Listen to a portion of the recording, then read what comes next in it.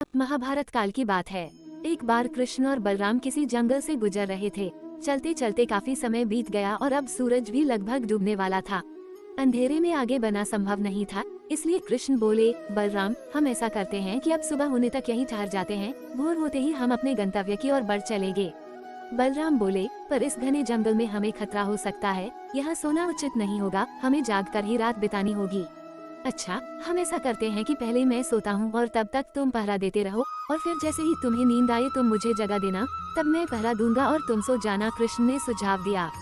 बलराम तैयार हो गए। कुछ ही पलों में कृष्ण गहरी नींद में चले गए और तभी बलराम को एक भयानक आकृति उनकी ओर आती दिखी। वो कोई राक्षस था।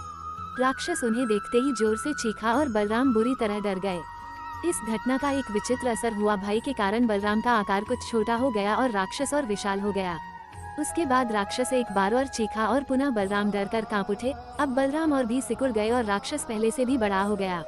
राक्षस धीरे धीरे बलराम की ओर बढ़ने लगा। बलराम पहले से ही भयभीत थे और उस विशालकाय राक्षस को अपनी ओर आता देख जोर से चीख पड़े, कृष्णा, और चीखते ही वही मूर्छित होकर गिर पड़े।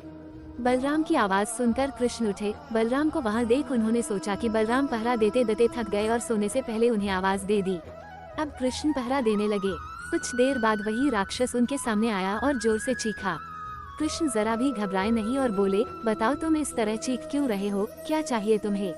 इस बार भी कुछ विचित्र घटा। कृष्ण के साहस के कारण उनका आकार कुछ बढ़ गया और राक्षस का आकार कुछ घट गया।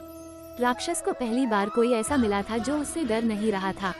घबराहट में वह पुनः कृष्ण पर जोर से चीखा। इस बार भी कृष्ण नहीं डरे और उनका आकार और भी बड़ा हो गया, जबकि राक्षस पहले से भी छोटा हो गया।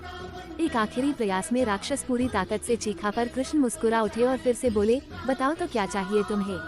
फिर क्या था, राक्षस सिकुड़कर बिल्कुल छोटा हो गया और कृष्ण ने उसे हथेली में लेकर अपनी धोती में बांध लिया और फिर कमर में खोंस कर रख लिया।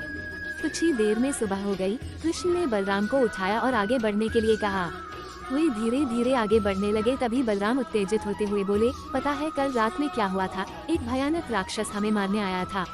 रुको रुको, बलराम को बीच में ही टोकते हुए कृष्ण ने अपनी धोती में बंधा राक्षस निकाला और बलराम को दिखाते हुए बोले, कहीं तुम इसकी बात तो नहीं कर रहे हो? हाँ, ये वही है, पर कल जब मैंने इसे देखा था तो ये बहुत बड़ा था, ये इतना छोटा कैसे हो गया? बलराम आश्चर्यचकित होते हुए बोले।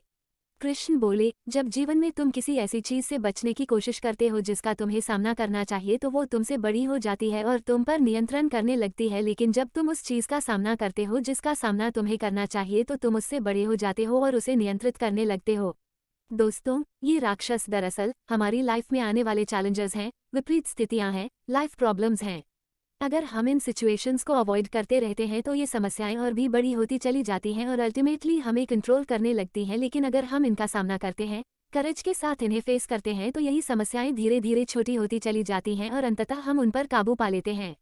इसलिए जब कभी भी लाइफ में ऐसी प्रॉब्लम्स आए जिनका सामना आपको करना ही चाहिए, तो उसे अवॉइड मत करिए। जिसे फेस करना है उसे फेस करिए, उससे बचने की कोशिश मत करिए। जब आप ऐसा करेंगे तो देखते देखते ही वे समस्याएं इतनी छोटी हो जाएंगी कि आप आराम से उन पर नियंत्रण कर सकेंगे और उन्हें हमेशा हमेशा के लिए खत्म कर सकेंगे।